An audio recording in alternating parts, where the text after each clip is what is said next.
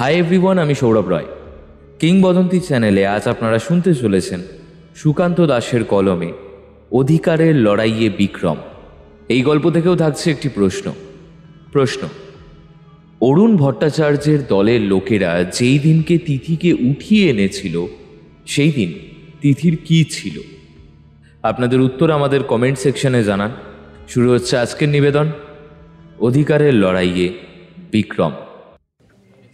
সামনের চেয়ারের ওপর দুটো পা তুলে হেলান দিয়ে বসে বসে ভাবছিল বিক্রম চ্যাটার্জি পুলিশের একসময়ের অন্যতম পুলিশ অফিসার ছিলেন। বিক্রমের জীবনে যে কতবার ট্রান্সফার আর কতবার প্রমোশন ডিমোশন হয়েছে সে নিজেও ভালোভাবে জানে না। তবে কখনোই কারোর কথায় তেমনভাবে কোনো কিছু করেনি, যেটা মনে হয়েছে সেটাই করেছে। আর তার জন্যই হোক কিংবা নিজের কাজের প্রতি একটা ক্লিয়ারেন্স থাকার জন্যই হোক, বিক্রম এখন আর ঠিক পুলিশ অফিসার নয়। অফিসার হয়ে মাঝে মধ্যে এখানে ওখানে ঘুরে ফিরে ভেতরের খবরগুলো দেখাশোনা করা যেমন তার কাজ, তেমন সেন্ট্রালের এক গুপ্ত অফিসেও সে আছে। আসলে তাকে যেমন ঠিক গোয়েন্দা বলা যায় না, তেমন আবার ছাপোষা পুলিশ অফিসারও বলা যায় না। বিক্রম নিজেও জানে না যে তার পোস্ট আসলে কি, যদিও সেন্ট্রাল বিভাগে তাকে পুলিশের গোয়েন্দা বলেই ডাকা হয়। তবুও এমন কোনো কাজ নেই যেগুলো বিক্রম করেনি। তাছাড়া একটা ন্যাশনাল লেভেলের কুখ্যাত জঙ্গি গ্রুপকে পর্যন্ত বেশ কিছু গুপ্ত অফিসারের সঙ্গে বিক্রম ধরেছে। সেই অপারেশনের কথা তার বেশ ভালোভাবে মনে থাকবে। বিক্রম এখন যাকে বলে ভ্রাম্যমান পুলিশ অফিসার। নানান জায়গায় ঘুরে ফিরে সেখানকার গুপ্ত খবর এবং অপরাধ প্রবণ জায়গাগুলোতে ভালো করে নজরদারি করে। মাস তিনেক আগে একটা কাজে তাকে একবার দেরাদুনে যেতে হয়েছিল। তারপর ফিরে এসে তেমন কোনো বড় কাজ হাতে পাইনি। এখন যে জায়গাটায় বিক্রম রয়েছে সেই জায়গাটার নাম হাসিমারা। এমনিতেই দেখতে ছিমছাম শান্ত জায়গা। শহুরে এলাকা এখান থেকে বেশি দূরে নয়, কিন্তু ক্রিমিনাল অ্যাক্টিভিটি হাসিমারাতে বেশ কিছু রয়েছে। তবে সব কিছুই প্রায় চাপা পড়া। মাস 2-3 আগে তেমন কিছু হয় না। প্রমাণ তথ্য কোনো কিছুই খুঁজে পাওয়া যায় না। 3 মাস আগে এখানে একটা খুন হয়েছিল। সেই খুনের তদন্ত পুলিশ এখনো করতে পারেনি। তবে এখানকার থানার অফিসার এম চক্রবর্তীর মতে, দেখুন স্যার, 3 মাস আগের ব্যাপার। তাছাড়া আমরা খোঁজ করার চেষ্টা করেছি অনেক, কোনো কিছুই পাওয়া যায়নি। লোকটা যেন পুরোপুরি গায়েব হয়ে গেছে। খুন যে হয়েছে তার একটা সবচেয়ে বড় প্রমাণ হলো ওই রক্ত। রাস্তার পাশের নিচের জায়গাটাতে বেশ খানিকটা রক্ত পাওয়া গিয়েছিল, এবং যে রাতে লোকটা নিরুদ্দেশ হয় সেই দিন রাতেই ব্যাপারটা ঘটেছিল। তাই আমরা অনুমান করেছি ওই লোকটারই খুন হয়েছে, কিন্তু মৃতদেহ খুঁজে পাইনি। মৃতদেহ পাওয়া যায়নি, অথচ আপনি নিশ্চিত হয়ে গেলেন যে খুন হয়েছে কি করে? ফরেন্সিক টিম তো সেটাই বলছে স্যার। এতটা ব্লাড লস হয়েছে, তাছাড়া ওই জায়গায় লোকজন চট করে যায়ও না। ওখানটাতে ওই লোকটার হাতে যে ঘড়িটা ছিল সেই ঘড়িটা পাওয়া গেছে, কিন্তু আশেপাশে তেমন আর কিছুই পাওয়া যায়নি যা দিয়ে ক্রিমিনালদের আইডেন্টিফাই করা যায়। তারপর এই 3-4 মাসের মধ্যে এখানে আর কোনো কিছুই ঘটেনি? না স্যার, 3 মাসের মধ্যে আর কোনো কিছু ঘটেনি। তবে যে লোকটা মারা গেছে তার নাম ছিল গোবিন্দ সরকার। যেদিন লোকটা মারা যায় তার কয়েকদিন আগে সে একবার থানায় এসেছিল, একটা অদ্ভুত ব্যাপারে রিপোর্ট করেছিল।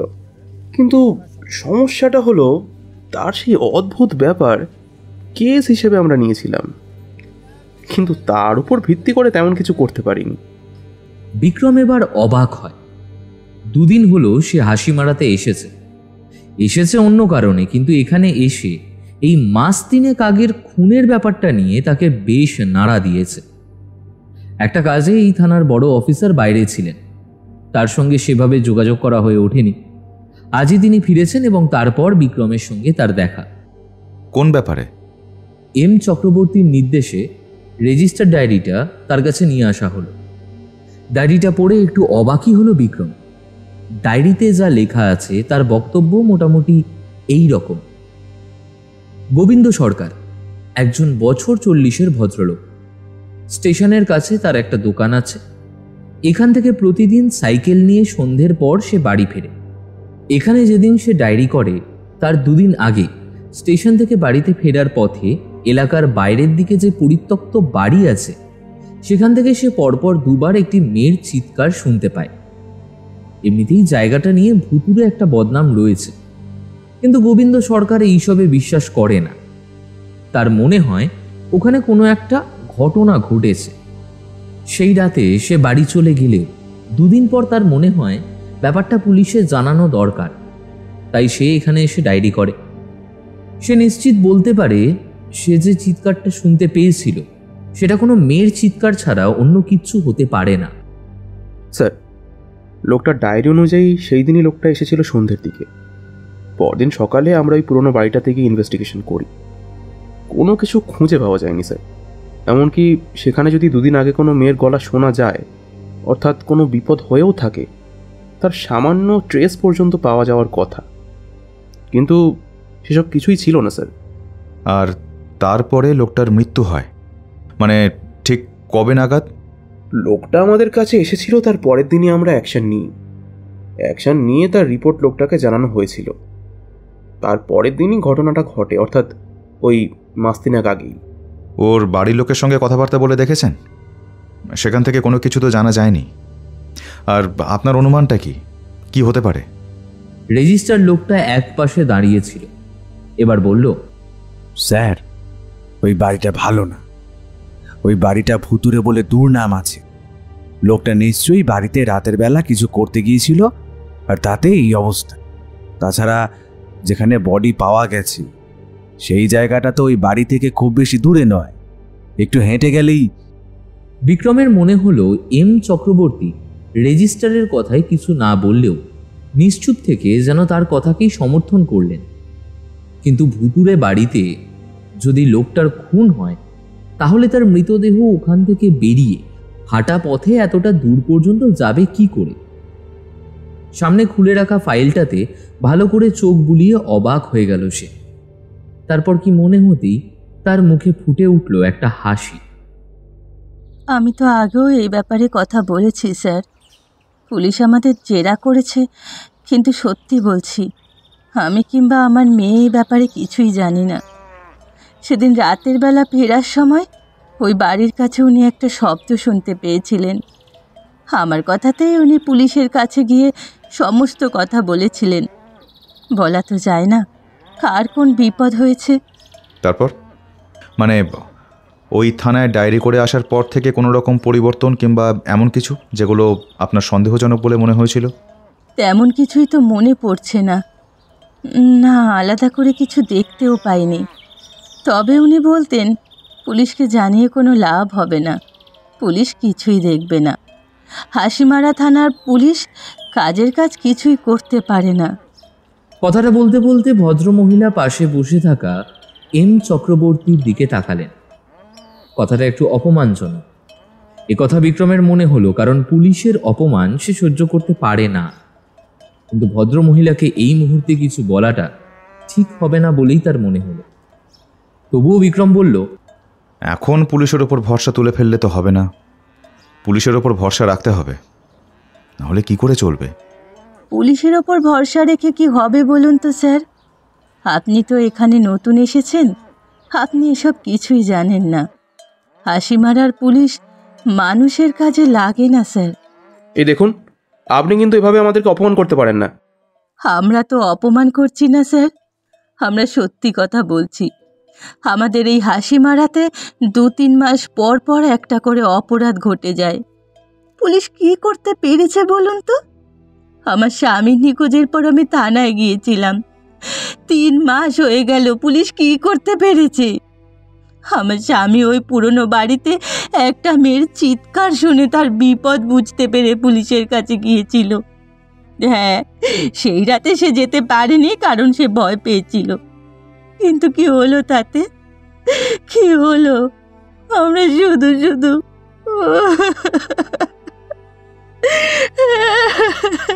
কথা বলতে বলতে ভদ্রমহিলা কান্নায় ভেঙে পড়লেন।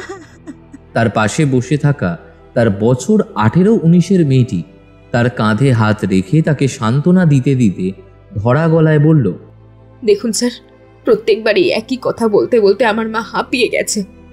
আমরা এসব ঝামেলা আর চাইছি না।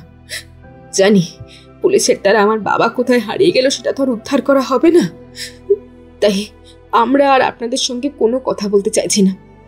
আপনারা দয়া করে এবার আসুন। অপমান আর খানিকটা বিরক্তি নিয়েই ঘর থেকে বেরিয়ে গেল বিক্রম। বাইরে বেরিয়ে AM চক্রবর্তীর উদ্দেশ্যে বলল, পুলিশের রেপুটেশন যেখানে খুব ভালো সেটা ভালোভাবেই বুঝতে পারছি। আপনারা কি কাজকর্ম কিছুই করেন না? আচ্ছা, এই যে আপনি 2 দিন বাইরে ছিলেন, তা কাজটা কি ছিল আপনার? আর আপনার বদলে থানায় কে ছিল? আসলে স্যার, আমাদের এখানকার MLA তরুণ ভট্টাচার্য আর তার দলের একটা মিটিং ছিল। আর তাছাড়া বুঝতেই পারছেন, এই এলাকার রাজনৈতিক নেতাদের একটু খুশি রাখতে না পারলে চাকরি বাঁচানোটা সমস্যা হয়ে যায় স্যার। তাই মাঝে মাঝে সেখানে যেতে হয়। বিক্রমের মুখটা এক মুহূর্তের জন্য শক্ত হয়ে যায়। পেছনের দিকে ঘুরে AM চক্রবর্তীর কাঁচুমাচু মুখটার দিকে তাকিয়ে বিক্রম নিজেকে সামলাতে পারে না। বলে, চক্রবর্তী, একটা কথা বলবো, যদি কিছু মনে না করেন। বলুন না স্যার। এই আপনাদের মতন কিছু আবালদের জন্যই না গোটা পুলিশ ডিপার্টমেন্টকে কথা শুনতে হয়। এই একটু আগে যেমন হলো, ঠিক ওই রকমভাবে অপমানিত হতে হয়। সালা আপনাদের মতো নেতাদের পিছন চাটা পুলিশ অফিসারদের জন্যই তো। এসব কি বলছেন স্যার? আপনি কিন্তু আমায় এভাবে বলতে পারেন না। আপনি হয়তো জানেন না আমি হাসিমারা থানার। বিক্রম মুখটা এগিয়ে নিয়ে আসে AM চক্রবর্তীর দিকে, তারপর বলে, আপনার যা করার আপনি করে নেবেন, যান। আপনি কে সেটা জেনে আমার কোনো বালটাও ছেঁড়া যাবে না। একটা কথা কান খুলে শুনে রাখুন, আজ থেকে গোবিন্দ সরকারের নিখোঁজ এবং তাকে খুনের চেষ্টার ব্যাপারটা আমি দেখব। যদি কোনোভাবে আপনার দিক থেকে আমার কাজের পথে কোনো বাধা আসে, আমি কিন্তু তখন এক মুহূর্তের জন্য হলেও ভুলে যাব যে আপনি একজন পুলিশ অফিসার। তাই আমার পথের মাঝখানে আসার চেষ্টা করবেন না। আপনি আপনার ওই রাজনৈতিক নেতার ওদের পেছন চাটে নিয়ে ব্যস্ত থাকুন, যান। আপনি কিন্তু ঠিক করছেন না স্যার। বিক্রম তার কোনো কথার উত্তর দিল না, নিজের মতো করে চলে গেল। চক্রবর্তী বেশ কিছুক্ষণ পাথরের মূর্তির মতো দাঁড়িয়ে পকেট থেকে মোবাইলটা বের করে কাকে যেন একটা ফোন করে বলল, অনেকবার চেষ্টা করলাম স্যার, কিন্তু লোকটা বড় ট্যাঁটা, কিছুতেই কথা শুনলো না। আসার পর থেকেই চেষ্টা করছি যাতে ওই দিকে লোকটার নজর না যায়, তবুও। অপর প্রান্ত থেকে কি কথা ভেসে এলো তা শুনে চক্রবর্তীর মুখটা যেন কেমন হয়ে গেল। সে বলল, চিন্তা করবেন না, কোনো কিছুইও খুঁজে পাবে না। তাছাড়া হাসিমারা থানা থেকে তাকে সাহায্য করার মতো কেউ নেই। কোনো কিছু না পেয়ে এমনি সব কিছু ছেড়ে ছুড়ে এখান থেকে চলে যাবে। বিক্রম ততক্ষণে গিয়ে পুলিশের জিপে বসেছিল ড্রাইভারের পাশে। একটু পরে চক্রবর্তী এসে গাড়ির পেছনে বসতেই ড্রাইভার গাড়ি চালু করল। থানায় পৌঁছতেই বিক্রম দেখতে পেল একটা বয়স্ক মতো লোক বাইরের দিকে লম্বা বেঞ্চের কাছে বসেছিল। সামনে থাকা কনস্টেবলকে তার কথা জিজ্ঞেস করতে কনস্টেবল বলল, 3 মাস আগে গোবিন্দ সরকার নিরুদ্দেশ হয়। তার আগেই এই লোকটির মেয়ে নিরুদ্দেশ হয়েছে স্যার। লোকটা এখানে এসে ডায়েরি করেছে, কিন্তু আমরা স্যার খোঁজ খবর করে তেমন কিছুই পাইনি। তবু লোকটা মাঝে মধ্যে আসে। কনস্টেবলকে চলে যেতে বলে সে নিজেই এগুলো বেঞ্চের কাছে। বিক্রমের পরনে সাদা পোশাক, তাকে দেখে আলাদা করে পুলিশ বলে মনে হবে না। সে দেখতে পেল বয়স্ক লোকটা মাথা নিচু করে চুপ করে বসে আছে। কি ব্যাপার, আপনি এখানে? বয়স্ক লোকটি এবার মুখ তুলে তাকালো। ফ্যাকাশে রোগা চেহারা, মাথার মাঝখানে টাক, চোখের তলায় কালি, গোটা শরীর ভেঙে পড়তে শুরু করেছে। তার বুক পকেটে কয়েকটা কাগজ আর পেন, পরনে একটা ফতুয়া আর তলার দিকে লম্বা করে পরা একটা ধুতি। না দাদা, 3 মাসের ওপর হয়ে গেল নিখোঁজ, কিছুতেই কিছু করতে পারছি না। বড়বাবুকে যতই বলি না কেন, বড়বাবু নাকি কিছুই খুঁজেই পান না। অথচ মেয়েটা আমার রাতের বেলা এমন ভাবে নিখোঁজ হয়ে গেল। তখন হাসি মারাতে থাকবো না ঠিক করেছিলাম, চলে যাব। তার আগেই মেয়ের গয়নাটা বিক্রি করে 1000 কয়েক টাকা নিয়ে এসেছি, যদি বড়বাবুকে দিয়ে আর কি। কথাটা বলে বয়স্ক লোকটি তার সঙ্গে থাকা ব্যাগের ভেতর থেকে 500 টাকার নোটের একটা বান্ডিল বের করল। বিক্রম তার পাশে বসে বলল, বড়বাবুকে টাকা দিলেই যে কাজটা হয়ে যাবে সেটা আপনার কেন মনে হচ্ছে? উনি কি টাকার বিনিময়ে কাজকর্ম করেন? অনেকেই তো বলেছে, টাকা দিলে তাড়াতাড়ি কাজ হয়ে যাবে, কিন্তু বড়বাবু সব জানিয়ে দিয়েছিল এই ব্যাপারে নাকি তার কিচ্ছু করার নেই। মনে হয় মাধবলালের লোকেরা এই কাজটা করেছে, কিন্তু দাদার সঙ্গে নাকি পুলিশের ভালো হাত আছে। আমার কিছু চাই না দাদা, শুধু আমার মেয়েটাকে ফিরিয়ে দিলেই হবে। কথাটা বলতে বলতে বয়স্ক লোকটা আবার মাথা নিচু করে ফেললেন। চোখের কোণে জল নিয়ে মাথা তুলে তিনি অতি কষ্টে বললেন, মেয়েটা ছাড়া যে আমার কেউ নেই দাদা। আচ্ছা, আপনি কি করতে এসেছেন? আপনিও কি আমার মতন ডায়েরি করাতে? লাভ নেই দাদা, তার চেয়ে বরং এখানকার এমএলএ অরুণ ভট্টাচার্যের কাছে গেলে কিছু একটা উপায় করতে পারবেন। বিক্রম আর কিছু বলল না, সেখান থেকে উঠে পড়ল।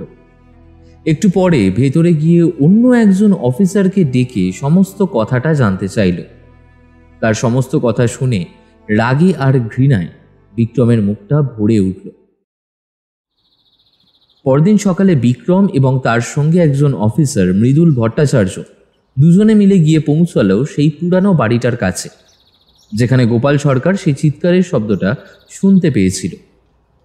বাড়িটার বাইরে দাঁড়িয়ে মৃদুল বলল, দেখুন স্যার, আমাদের থানার বড়বাবু থেকে শুরু করে বাকি সকলের সঙ্গেই ওই তরুণ ভট্টাচার্যের বেশ ভালোই যোগাযোগ রয়েছে। পুলিশ তাকে সমস্ত খবরাখবর দেয় এবং ওরাও পুলিশকে সমস্ত খবরাখবর দেয়। তাছাড়া একটা ব্যাপার লক্ষ্য করবেন, আমাদের হাসিমারায় 2-3 মাস গ্যাপ দিয়ে বড় বড় ব্যাপার ঘটে। পুলিশের সঙ্গে ওদের একটা সেটিং আছে, যাতে পুলিশকেও বেশি সমস্যায় পড়তে না হয়। কতদিন ধরে চলছে এসব? কতদিন ধরে চলছে তা ঠিক বলতে পারবো না। আমি এখানে এসেছি বছরখানেক। বড়বাবুর সঙ্গেই ওদের ওই বন্দোবস্তটা বেশ ভালোই। দেখছেন না, বড়বাবু এসব ব্যাপারে বেশি মাথা ঘামায় না। আপনি এসেছেন বলে আপনাকে দেখানোর জন্য যা হচ্ছে। দেখো মৃদুল, আমি যখন একবার এই ব্যাপারটাতে জড়িয়েছি, আমি কিন্তু এত সহজে কাউকেই ছাড়ব না। সে তোমাদের বড়বাবু চক্রবর্তী হোক কিংবা তোমাদের ওই এমএলএ তরুণ ভট্টাচার্য। যদি কারোর কোনো ভুল থাকে তাহলে তাদের সকলকেই কিন্তু শাস্তি পেতে হবে, এটা মাথায় রেখো। মৃদুল মুখ তুলে তাকালো বিক্রমের দিকে, তারপর বলল, আপনি করুন স্যার। আমিও চাইছিলাম আমাদের এই হাসিমারা থানায় এমন কোনো পুলিশ অফিসার আসুক যে নিজের মতো করে কাজ করতে পারবে। আসলে আমরা এখানে কখনোই নিজের ইচ্ছে মতো কাজ করতে পারি না, বুঝতেই পারছেন। কিন্তু আপনার কাছে সুযোগ আছে। ওই মেয়েটার নাম তিথি, যে লোকটার সঙ্গে আপনি সকালে কথা বলছিলেন তার নাম রমাকান্ত সেন। ওদের ব্যাপারে আমি অনেক খোঁজখবর করেছিলাম স্যার। মেয়েটা সত্যি সত্যি রাতের বেলায় কিডন্যাপ হয়, কিন্তু বড়বাবু এই ব্যাপারে খুব বেশি কিছু করতে পারেনি। এখন চলো ওই বাড়িটার ভেতরটা একবার ঘুরে দেখা যাক। তোমরা তো এর আগে এখানে একবার এসেছিলে। বিক্রম আর মৃদুল মিলে বাড়ির ভেতরে ঢুকল। দোতলা বাড়ি, একতলা মিলিয়ে অনেকগুলো ঘর, তবে সেই ঘরের জানলা দরজা কোনো কিছুই নেই। ছাদের এক পাশটা ভেঙে পড়েছে, সিঁড়িগুলো ভগ্নপ্রায়। তবে সিঁড়ি দিয়ে উপরে উঠতে উঠতে কয়েকটা পুরনো হয়ে যাওয়া দেশলাইয়ের কাঠি এবং সিগারেটের টুকরো দেখতে পেল বিক্রম। অতিরিক্ত পুরনো নয়, যেন কয়েক মাসের মধ্যেই ব্যাপারটা হয়েছে। অথচ বাড়ি দেখে বোঝা যায় কম করে 2-3 বছর কিংবা তারও বেশি সময় ধরে এই বাড়িটি পরিত্যক্ত হয়ে আছে। খুব বেশি কথা বলল না বিক্রম, সমস্ত কিছু ঘুরে ঘুরে দেখতে লাগলো। একতলার ঘরের চেয়ে দোতলার ঘরগুলো যেন একটু বেশি পরিষ্কার।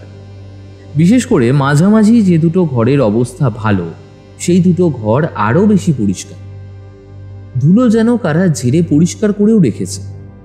2-1টা চটের বস্তা, সিগারেটের খোলস, দেশলাই ছাড়া প্লাস্টিকের জলের বোতল, এমনকি মদের বোতল পর্যন্ত পাওয়া গেল। বিক্রম হেসে বলে উঠল, দেখছো মৃদুল, ভূতের বাড়িতে মদের বোতল পাওয়া যাচ্ছে। এতদিন মানুষ মদ খাচ্ছিল, সেটাতে হচ্ছিল না, এবার ভূতের দলরাও খাওয়া শুরু করেছে। এই বাড়িতে অনেকেই অনেক কিছু দেখেছে স্যার। এমনকি একজন তো এখানে কিছু একটা দেখে ভয়ে হার্টফেল করার মতো অবস্থা হয়ে গিয়েছিল। 2টো তলা সব ঘরই তো খুঁজে দেখলাম। আমিও দেখছি একটা সামান্য কিছু যদি খুঁজে পাওয়া যায় তাহলে সেটা দিয়েই আমাদের ইনভেস্টিগেশন শুরু করতে হবে। আপাতত একটা রহস্যময় অন্তর্ধান এবং এই বাড়ি থেকে গোপাল সরকারের শুনতে পাওয়া চিৎকার, এই দুটোই আমাদের হাতে রয়েছে। তাছাড়া কিন্তু আর কিচ্ছু নেই। এরপর মৃদুল আর বিক্রম দুজনে মিলে গোটা দোতলা একতলা সবকিছু তন্ন তন্ন করে খুঁজে ফেলতে লাগলো। তবে নোংরা আবর্জনাগুলো ছাড়া আর তেমন কিছুই নেই সেখানে। হঠাৎ একপাশে যে ঘরটা বাকি ঘরগুলোর চেয়ে একটু পরিষ্কার মতো ছিল, সেখানে ধুলো ময়লার মধ্যে থেকে খুঁজতে খুঁজতে একটা কাগজের টুকরো বেরিয়ে এলো। খুব বেশি বড় নয়, ছোটখাটো টুকরো। বিক্রম সেটা কৌতূহলী হয়ে তুলে নিল। একদম নিচের দিকটায় কি যেন লেখা রয়েছে। ছেঁড়া টুকরো বলে ভালো করে বোঝা যায় না, তার সঙ্গে একটা ডেট দেওয়া। পুরোটা ভালোভাবে বোঝা না গেলেও প্রথম দিকটা বোঝা যায়, 17/4। আরও কিছুক্ষণ ওরা সেখানে ঘোরাফেরা করে সমস্ত কিছু দেখে তারপর সেখান থেকে বেরিয়ে এলো বাইরে। বিক্রমের মুখে একটা চিন্তার ভাঁজ পড়েছে। মৃদুল বুঝতে পারছিল এইবার এই কেসের সমাধান হতে চলেছে বোধহয়। প্রায় 2 দিন ধরে ওরা দুজন মিলে বড়বাবু এম চক্রবর্তীর চোখের আড়ালে সমস্ত কিছু নিয়ে তদন্ত করল। খোঁজাখুঁজি করতে করতে সেই ছোট্ট কাগজের লিডটা ওদের কাছে কিন্তু বড় হয়ে প্রমাণিত হলো। সেই কাগজের লিডে একটা দোকানের স্ট্যাম্প ছিল, তার সঙ্গে ছিল সই 17/4 তারিখের। কাগজটা নিয়ে মৃদুল খুঁজে বার করলো স্ট্যাম্পটা, যেটি আসলে স্টেশনের কাছে রাখা একটি দর্জির দোকানের। সেই মতো সেদিন বিকেলের দিকে ওরা দুজন মিলে সাদা পোশাকে গিয়ে পৌঁছালো সেই দোকানে। এই দেখো, 17/4 তারিখে তোমার দোকানের স্ট্যাম্প এবং তোমার হাতের সই। সেদিন তোমার কাছ থেকে কেউ কি কিছু নিয়ে গিয়েছিল? আমারই সই, এটা আমার দোকানেরই বিল, আমারই হাতের সই। কিন্তু 17/4 তারিখে কি দিয়েছিলাম সেটা তো মনে পড়ছে না। তোমার খাতায় নিশ্চয়ই আলাদা করে কিছু লেখা থাকবে। তাছাড়া সেদিন তোমার কাছ থেকে যা জিনিস নিয়ে গিয়েছিল সেগুলোর পেমেন্ট তোমার কাছে থাকবে। কথাটা শুনে দর্জি একটু আশ্চর্য হলো। খাতা খুলে 3 মাস আগের 17/4 তারিখের পেমেন্ট ডিটেলসটা দেখতে দেখতে বলল, কিন্তু 17/4 তারিখে তো কারোর কোনো পেমেন্ট নেই। এইবার বিক্রম এবং মৃদুল দুজনেই যেন অবাক হয়ে গেল।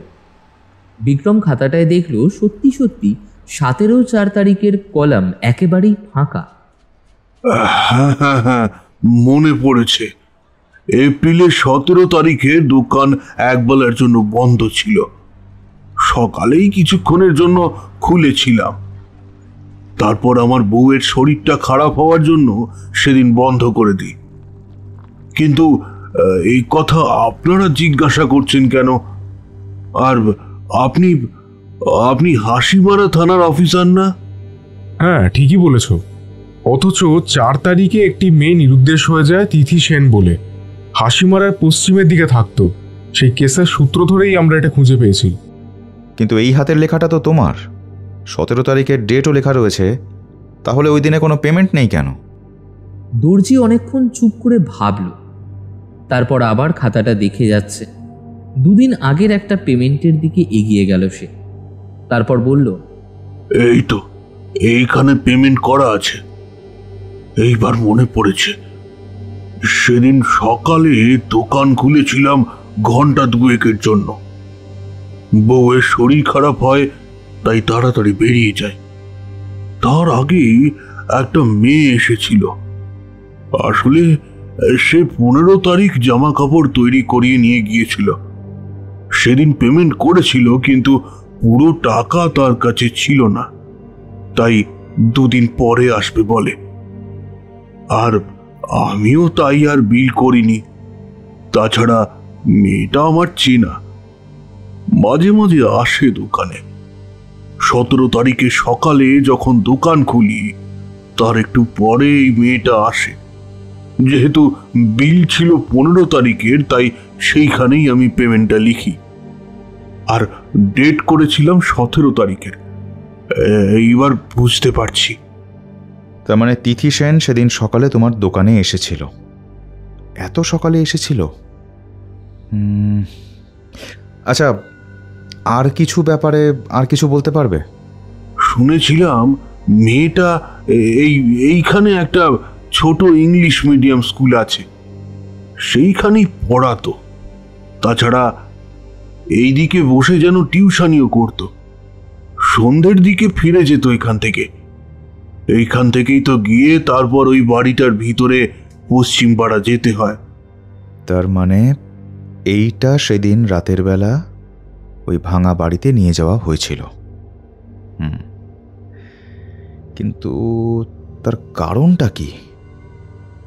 আর গোপাল সরকার যে চিৎকারটা শুনতে পেয়েছিল সেটা যদি তিথি সেনের হয় তাহলে?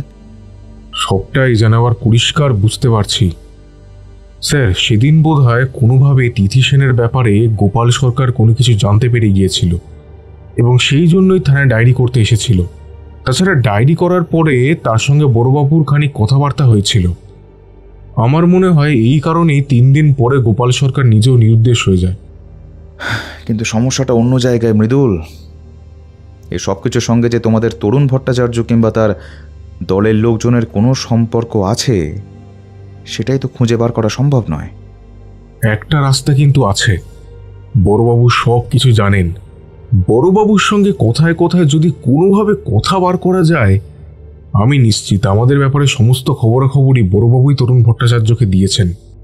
একটা কাজ করলে ভালো হয়। বড়বাবুর মোবাইল নাম্বারটা ট্র্যাক করতে হবে। তাহলে সে কার সঙ্গে কথা বলছে, কি কি ব্যাপারে কথা বলছে, এই সমস্ত কিছু বোঝা যাবে, বুঝলে? সেন্ট্রালের গুপ্ত অফিসার হওয়ার সুবাদে অনেকের সঙ্গে ভালোভাবে চেনাশোনা রয়েছে বিক্রমের। প্রয়োজনে নানান মানুষের ফোন ট্যাপ করতে হয় তাকে।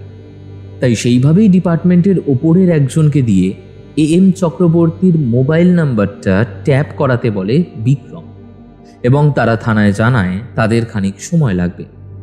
এই সময়টা বিক্রম একটা কাজ করে। মৃদুলকে পাঠিয়ে দেয় সেদিন রাতের বেলা টিউশন থেকে ফেরার সময় ঠিক কোথায় কোথায় গিয়েছিল তিথি সেই খোঁজ করতে, আর নিজে গিয়ে পৌঁছায় সেই বয়স্ক লোকের কাছে, অর্থাৎ তিথি সেনের বাবা রমাকান্ত সেনের কাছে। আপনাকে কোথায় যেন দেখেছি মনে হচ্ছে। ও, হাসিমারা থানায় তো আপনাকে দেখেছিলাম, কিন্তু আপনি যে পুলিশের লোক সে কথা তখন বললেন না কেন? আমি না হয় সেই চেষ্টাটাই করি। তখন পুলিশের লোক বললে আপনি হয়তো আমার সঙ্গে ভালোভাবে কথাই বলতেন না। পুলিশের ওপর আপনার যে একটা অবিশ্বাস জন্মেছে সেটা কিন্তু বুঝতে পেরেছি। দেখুন, আমি আর এইসব চাই না। আমার মেয়ে যে আমার কাছে আর ফিরে আসবে না সেটা আমি বুঝতে পেরেছি। তাই আপনাদের আর কিচ্ছু করতে হবে না। অবাক হয়ে যায় বিক্রম। এই লোকের মুখে এমন কথা শুনে সে ভয় পায়। কিন্তু দরজার কাছে দাঁড়িয়েছিল বিক্রম। লোকটা দরজা খুলে দাঁড়িয়েছিল, তাকে ভেতরে ঢুকতে দেয়নি। লোকটা মুখের উপরে দরজা বন্ধ করতে যাবে, বিক্রম হাত দিয়ে দরজাটা চেপে ধরে। আপনি হঠাৎ করে এমনভাবে পাল্টি খাচ্ছেন কেন রমাকান্তবাবু? আপনি নিজেই তো বলেছিলেন আপনার মেয়েকে খুঁজে দেওয়ার জন্য আপনি যা খুশি তাই করতে পারেন। হ্যাঁ, বলেছিলাম, কিন্তু আমি এখন বলছি আমার মেয়েকে খুঁজে বার করার চেষ্টা করতে হবে না। আপনারা দয়া করে এইসব ব্যাপার থেকে সরে যান, দয়া করে সরে যান। একটু দয়া করুন আমাদের ওপর, একটু দয়া করুন। লোকটা আবার দরজা বন্ধ করতে যাবে, কিন্তু বিক্রম এক ধাক্কায় দরজাটা খুলে ফেলে। আর ঠিক তখনই উল্টো দিকের পাশের ঘরের একটা দরজায় চরম শব্দ করে বন্ধ হয়ে যায়। কিন্তু তার আগেই বিক্রমের চোখ চলে গিয়েছিল সেই দিকে। ওপাশের দরজার পাল্লার উল্টো দিকে দাঁড়িয়ে রয়েছে একটি মেয়ে। বিক্রম চট করে দরজার কাছ থেকে সামনে এগোতে যেতেই রমাকান্তবাবু বিক্রমের কাঁধের কাছটা চেপে ধরে। কি ব্যাপার? আপনি পুলিশ বলে যা খুশি তাই করবেন?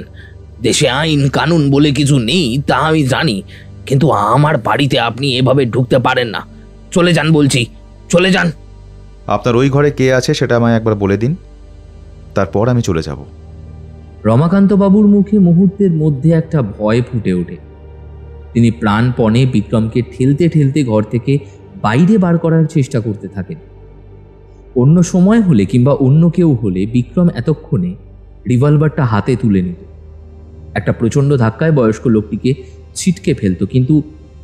কিন্তু এখন তার কেমন যেন মনে হচ্ছে যে রমাকান্তবাবুর বদলে যাওয়ার পেছনে কোনো একটা কারণ নিশ্চয়ই আছে।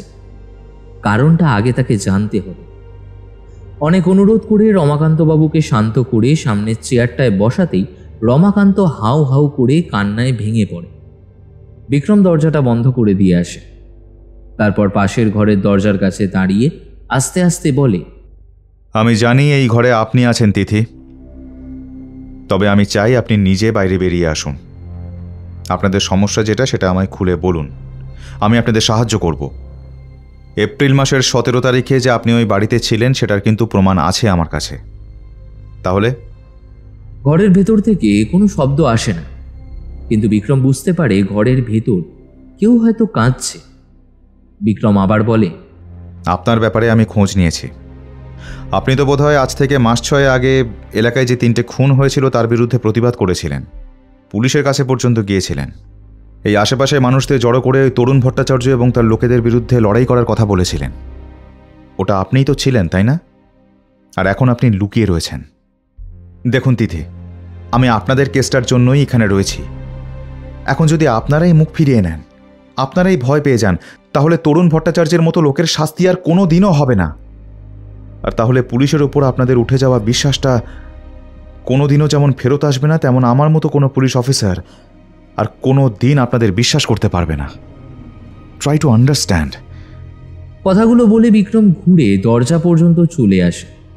এমন সময় পেছনে দরজা খোলার শব্দ পাওয়া যায়, আর একটা মেয়েলি গলায় কেউ বলে ওঠে, ইন্সপেক্টর, আমি আমি বলবো, আমি সব কথা বলবো। কি করছিস তুই? কি করছিস তুই দিদি? কিচ্ছু বলবি না, তুই কিচ্ছু বলবি না। দুদিনের জন্য আমাদের হাসি মারাতে এসে কিছু বদলাতে পারবে না ইনি। আমি জানি বাবা, কিন্তু একটা চেষ্টা আমাদের করতেই হবে। আপনি এখানে বসুন, আমি সব কথা বলছি আপনাকে। এরপর তিথি সমস্ত কথা খুলে বলে। বিক্রম বিভ্রান্ত হয়ে তার সমস্ত কথা শোনে। কথা শেষ হতেই বিক্রম টেবিলের ওপর ঘুষি মেরে বলে, বুঝতে পারছি, তরুণ ভট্টাচার্য এবং তার লোকেদের এইভাবে শাস্তি দেওয়া সম্ভব নয়। আইন ওদের হাতে কেনা, কিন্তু এই বিক্রমের আদালতে অপরাধীদের শাস্তি হয়। তার জন্য কোনো আইনের প্রয়োজন হয় না। তারপরে বিক্রম মৃদুলকে ফোন করে কয়েকটা কথা বলে বেরিয়ে যায় তিথি সেনের বাড়ি থেকে। এই শহরে বাচ্চা পুলিশ অফিসার তো এখান থেকে কবে যাবে কি জানি, আর কতদিন বেটা এখানে থাকবে? দেখুন স্যার, এর উপরে আমার কোনো হাত নেই, আপনাদের হাতেই সমস্ত কিছু আছে। ওনাকে পাঠানো হয়েছে উপর থেকে, আপনি একটু খোঁজ খবর লাগিয়ে দেখুন না, ওপর থেকে যদি কিছু করা যায়। আরে আরে সেটাই তো পারছি না।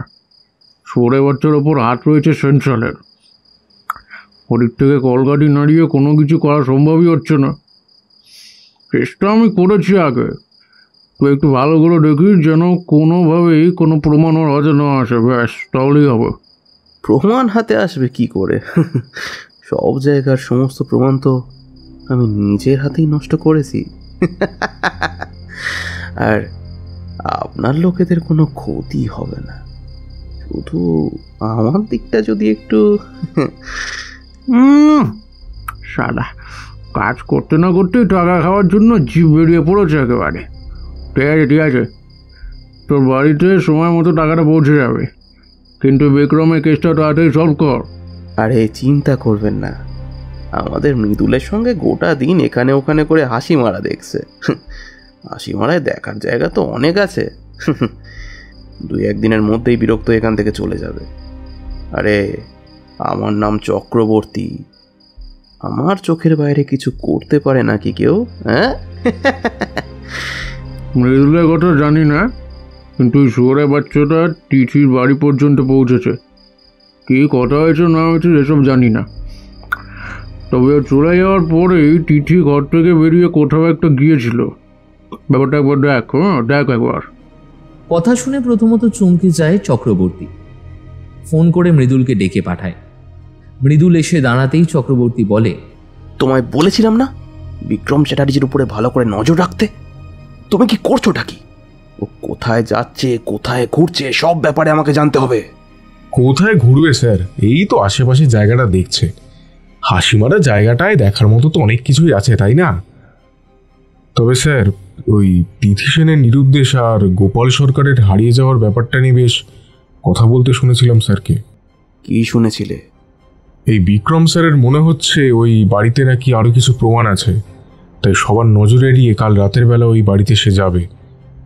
আপনাকে খবরটা আমি নিজেই দিতাম, ওই আর একটু জেনে শুনে তারপরই দিতাম আর কি, কিন্তু আপনি যখন বললেন তাই আগেই বলে দিলাম। চক্রবর্তী কি যেন একটা ভাবল, তারপর মৃদুলকে চলে যেতে বলে আবার মোবাইলটা তুলে ফোন করলো কাকে যেন। মৃদুল বাইরে এসে চুপ করে দাঁড়িয়ে কান পেতে রইল ভেতরে, কিন্তু ততক্ষণে ফোনটা ট্যাপ করা হয়ে গেছে এবং তার জন্য চক্রবর্তীর সমস্ত ইনফরমেশন চলে গেছে বিক্রমের কান পর্যন্ত। রাতের অন্ধকারে ভাঙা বাড়ির চারপাশটা ঢেকে রয়েছে। মাঝে মধ্যে টর্চের আলো জ্বলে উঠছে, দুটো টর্চের আলো। আলোটা একতলা যে ছাড়িয়ে আস্তে আস্তে উঠে গেল ওপরের দিকে। বাইরে একটু দূরে থাকা জায়গাটার মধ্যে একটা 4 চাকা গাড়ি দাঁড়িয়ে। বেশি নয়, 2 জন, ড্রাইভার এবং তার পাশে বসে থাকা তরুণ ভট্টাচার্য। ছেলেগুলোকে কত করে বলি যে কাজ এমনভাবে করবে যেন কোনো প্রমাণ না থাকে, তারপরেও সালা। দাদা, বাচ্চা ছেলে ঝোঁকের বসে কাজটা করে ফেলেছে, কিন্তু ওই পুলিশ অফিসারকে টাকা দিয়ে কি হচ্ছে আপনি বলুন তো? আরে ও যদি প্রমাণ করাতেই না পারে? গুন্ডার মতো কথা বলবি না তো। আর ও হলো বিক্রম চ্যাটার্জি। 11-এর কোনো সাধারণ পুলিশ অফিসারের সঙ্গে ওর তুলনা করলে ভুল করবি। শুধু এই স্টেট নয়, গোটা ভারতবর্ষও ঘুরে বেড়ায়। এমন কোনো কেস ওর হাতে আসেনি যেটা সে সমাধান করতে পারেনি। আর ওর সমাধানের ব্যাপারটা একটু অন্যরকম, আইনে ধার দিয়ে যায় না। আর সেখানেই তো সারা সমস্যাটা। কোনো প্রমাণ খুঁজে বার করতে পারলে সালা হাতে হ্যারিকেন আর ফোঁদে বাঁশ। একটা লোক আছে বলে মনে হচ্ছে দাদা, সামনের দিকে তাকিয়ে দেখো। তরুণ ভট্টাচার্য সামনের দিকে তাকাতেই দেখতে পায় সত্যি সত্যি কে যেন একটা দাঁড়িয়ে। কিছু বুঝে ওঠার আগেই গাড়ির সামনের কাঁচের ওপর একটা গুলি এসে পড়ে আর ঝনঝন করে কাঁচটা ভেঙে পড়ে। ড্রাইভার সহ তরুণ ভট্টাচার্য দুজনে কেমন যেন অবাক হয়। এমন সময় সামনের দিক থেকে একটা গলা শোনা যায়। না না না, একদম না। গাড়ি থেকে বেরোতে গেলে কিংবা রিভলভারে হাত দিতে গেলে পরের গুলিটা সোজা কপালের মাঝখানে গিয়ে লাগবে। আমার গায়ে হাত? তোরা জানিস আমি কে? আমি MLA তরুণ ভট্টাচার্য। তরুণ নাম শুনেছিস? মৃদুল ততক্ষণে সামনে এগিয়ে এসছে। আশেপাশে ছায়ামূর্তির মতো আরো কয়েকজন ঝটপট গাড়ির চারপাশটা ঘিরে ফেলে। ড্রাইভার আর তরুণকে নামিয়ে ফেলে, আর তরুণের কপালের ঠিক মাঝখানে বন্দুক ধরে বলে, এতদিন পর্যন্ত সেটাই হতো। তুই এখানকার MLA বলে তোর কথা মুখ বুঝে সহ্য করতে হতো, কিন্তু এখন বিক্রম স্যার যখন এসেছেন তখন তোর মতো গুন্ডাদের আর মাথার উপরে উঠতে দেওয়া যাবে না, তাই না? তরুণ ভট্টাচার্য ঝট করে মৃদুলের জামার কলারের কাজটা টেনে ধরে। শালা এক্ষুনি একটা ফোন করবো না? এমন কোথাও তো ট্রান্সফার হয়ে যাবে যে কোনোদিনও ফ্যামিলির মুখ দেখতে পারবি না শালা। অরুণের কথা শেষ না করতে দিয়ে সবার সামনে একটা চড় মারে তার গালে মৃদুল। তারপর মুখটা অরুণ ভট্টাচার্যের সামনে রেখে বলে, বিক্রম স্যার যদি একবার জানতে পারেন যে তুই আমার কলার ধরেছিস, তাহলে তোর আর এই আঙুল দুটো আস্ত থাকবে না কোনোদিনও আর কারো কলার ধরার জন্য, বুঝেছিস? রাগে ফুঁসতে থাকে অরুণ, কিন্তু কিছু বলার মতন অবস্থায় আর থাকে না। দুজনকেই মাঠের একপাশে দাঁড় করিয়ে রাখা হয় ওদের 5 জনের তত্ত্বাবধানে। এদিকে শব্দটার সঙ্গে চমকে উঠেছিল AM চক্রবর্তী। তার পাশে থাকা লোকটা অরুণ ভট্টাচার্যের ডান হাত ভবতোষ। গুলির শব্দ আবার? বাইরে আবার কি হলো? স্যার বাইরে আছে তো, যদি কোনো সমস্যা হয়। স্যারের গায়ে হাত দেওয়ার মতন ক্ষমতা কারো হবে না, বুঝলি? এখন তাড়াতাড়ি দেখ ঘরের মধ্যে কি প্রমাণ আছে সেটা বার কর। সারা কতবার বললাম মেয়েটাকে তখনই জানে মেরে দি, কিন্তু না, কি যে হলো, দাদা বললো মেয়েটাকে মারতে না, ভয় দেখাতে। মেয়েটাকে মারলে নাকি সমস্যা হতে পারে। এমনিতেই সালা মেয়েটা আমাদের বিরুদ্ধে অনেক কিছু জানে। স্যার ভুল কথা বলেন না, মেয়েটা খুন হলে তোমাদের উপরেই নজর পড়তো। নিখোঁজ হয়েছে কিন্তু ডেড বডি পাওয়া যায়নি, তাই কেসটাকে আমি অন্যভাবে সাজিয়ে রেখেছিলাম। কিন্তু গোপাল সরকারকে মারতে গেলি কেন? কি করবো, সেদিন মেয়েটার চিৎকারের সঙ্গে সঙ্গে ব্যালকনির কাছে লোকটা আমাদের দেখতে পেয়েছিল। টর্চের আলো ফেলছিল ব্যালকনি লক্ষ্য করে, আর পড়বি তো পর একেবারে আমার মুখের উপরে শালা। আমি তো ভেবেছিলাম লোকটা সেদিনই থানায় চলে যাবে, তাই সেই রাতেই ওর বাড়িতে গিয়ে ভালো করে সব কিছু বুঝিয়ে দিয়ে এসেছিলাম। একদিকে ভালোই ছিল, সেই রাতে ওর বউ আর মেয়ের সঙ্গে কথা বলার আগেই বাইরে ওর সঙ্গে আমাদের কথা হয়। কিন্তু সারা 2 দিন পর পুলিশের কাছে চলে যাবে, কে জানতো বলো তো? বড্ড ধ্যাঁটা লোক, কিছুতেই শুনছিল না। তাই সেদিন রাতের বেলা ওইখানে আলাদাভাবে কথা বলার জন্য ডেকেছিলাম। আর ব্যাটা যে আমার কথায় বিশ্বাস করে ওখানে চলেও এসেছিল, তারপর সুযোগ বুঝে ছুরি দিয়ে। এম চক্রবর্তীর হাসিতে গোটা ঘরটা ভরে উঠতে লাগলো। আর ঠিক তখনই ঘরের এক পাশ থেকে কেউ বলে উঠল, তোদের মতন কয়েকটা কারাপ্টেড পুলিশ অফিসারদের জন্যই এই গোটা পুলিশ ডিপার্টমেন্টের এমন বদনাম হয়ে যায়। পুলিশ ডিপার্টমেন্টে থাকার মতো কোনো যোগ্যতাই তোদের নেই, এমনকি তোদের এই পৃথিবীতে থাকার মতো যোগ্যতারও অভাব রয়েছে। কে কে কে কথা বলছে? তোর বাপ বিক্রম চ্যাটার্জি। চক্রবর্তীর কথা শেষ হতে না দিয়ে একটা গুলি ছুটে এসে ঠিক চক্রবর্তীর কপাল বরাবর ফুটো করে দিল। রিভলভার বার করার আগেই চক্রবর্তী মাটিতে লুটিয়ে পড়ল। ভবতোষ বন্দুক বার করে অন্ধকারের দিকে গুলি চালায়, কিন্তু ততক্ষণে বিক্রম সেখান থেকে সরে গেছে। বিক্রম ভবতোষ যেখানে দাঁড়িয়ে আছে সেখানে ভাঙা জানলা দরজা দিয়ে চাঁদের আলো এসে পড়ছে। সে রয়েছে অন্ধকারে। ভবতোষ ব্যাপারটা বুঝতে পেরে দৌড়তে লাগলো পেছনে, কিন্তু দরজা দিয়ে বেরোতে যাবে এমন সময় ভারী কিছুর আঘাত এসে পড়ল তার মাথার কাছে। ছিটকে গিয়ে পড়ল ঘরের মেঝের ওপর। সঙ্গে সঙ্গে তার কপাল ফেটে গল গল করে রক্ত ঝরতে লাগলো। তোর দাদা বাইরে পুলিশের হেফাজতে রে, তুইও কিছু করতে পারবি না। তোকে সারা দেখে নেবো আমি, আমার গায়ে হাত দেওয়ার ফল কিন্তু ভালো হবে না, বলে দিলাম কিন্তু। তোর গায়ে তো আমি হাত দেইনি। আমার আদালতে সব সময় ন্যায় বিচার হয়। যার বিরুদ্ধে অন্যায় তুই করেছিস সেই তোকে শাস্তি দেবে। ভালো করে তাকিয়ে দেখ। আলোটা সামনে দরজার দিকে একবার ফেলল বিক্রম, আর তাতে ভবতোষ দেখতে পেল দরজার কাছে একটা কি নিয়ে দাঁড়িয়ে রয়েছে তিথি। সেদিকে তাকিয়ে সে বলল, বলেছিলাম না যদি যদি একবার আমি এখান থেকে বেরোতে পারি তাহলে তোদের কাউকে ছাড়বো না। ভয় পেয়েছিলাম বাবার জন্য, ভয় পেয়েছিলাম যে বাবার যদি কিছু হয়ে যেত তাহলে।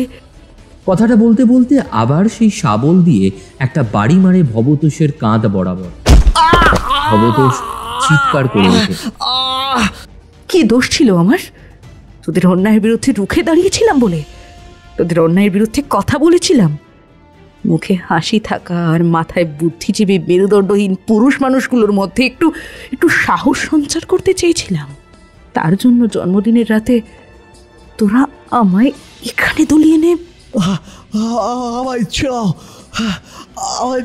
আমার ভুল হয়ে গেছে, আমার ক্ষমা করে দাও।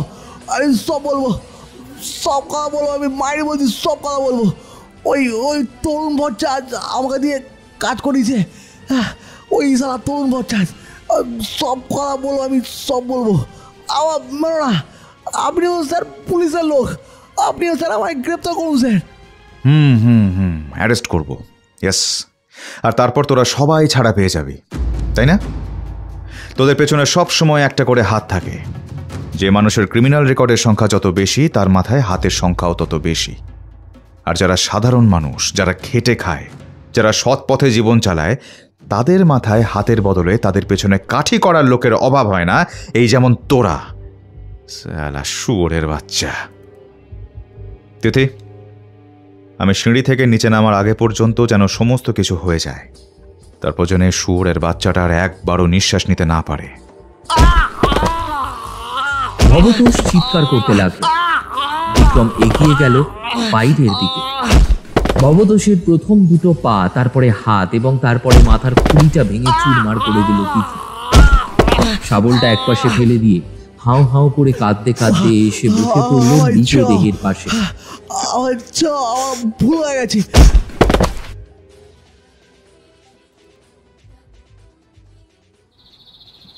পরদিন হাসিমারার লোকেরা জানতে পারলো একটা নতুন খবর। হাসিমারা থানার বড়বাবু AM চক্রবর্তী একটা লিড পেয়ে সেদিন রাতে গিয়ে পৌঁছেছিলেন ওই পুরনো বাড়িতে। সেখানে তিথি সেনকে আবার ধরে এনেছিল অরুণ ভট্টাচার্যের ডান হাত ভবতোষ এবং আরও কয়েকজন লোকেরা। AM চক্রবর্তী অর্থাৎ মনোজ চক্রবর্তী সঙ্গে সঙ্গে মৃদুল ছাড়াও বিক্রম এবং আরও কয়েকজন কনস্টেবল হাতাহাতি এবং মারামারিতে পুলিশের তরফে মারা যান AM চক্রবর্তী। বাকি গুন্ডা বদমাইশের দল পুলিশের গুলিতে মারা যায়। কিন্তু অরুণ ভট্টাচার্যকে এরপর আর খুঁজে পাওয়া যায় না।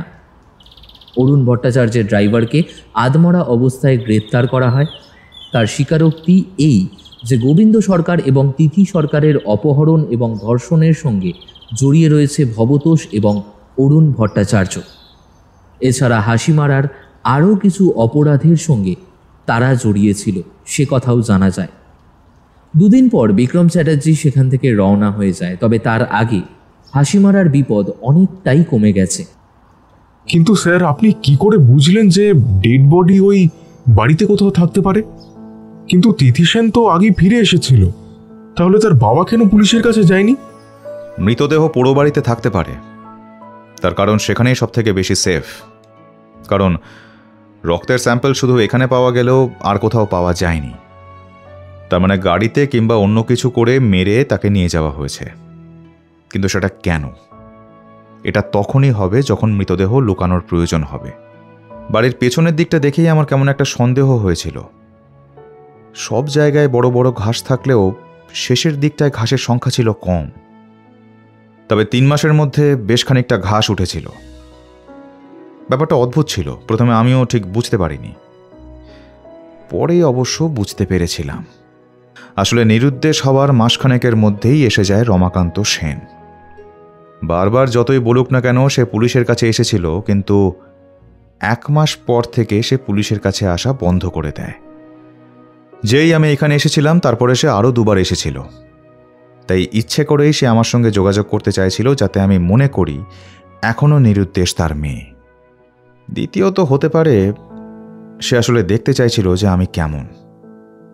যদি এই ব্যাপারটা আমার সামনে আসে তাহলে ইনভেস্টিগেট করে যদি আমি কোনো কিছু বার করতে পারি, তাই। কিন্তু আপনি তো বলেছেন তিনি আপনার সঙ্গে কথা বলতে চাইছিলেন না তার বাড়িতে। আসলে তিনি ভয় পেয়ে যান, তার মুখ দেখে সেটা বুঝতে পারছিলাম। কিন্তু তিথি যখন আমার সঙ্গে সাহায্য করতে রাজি হয় তখন তিনিও কিন্তু সাহায্য করেছেন।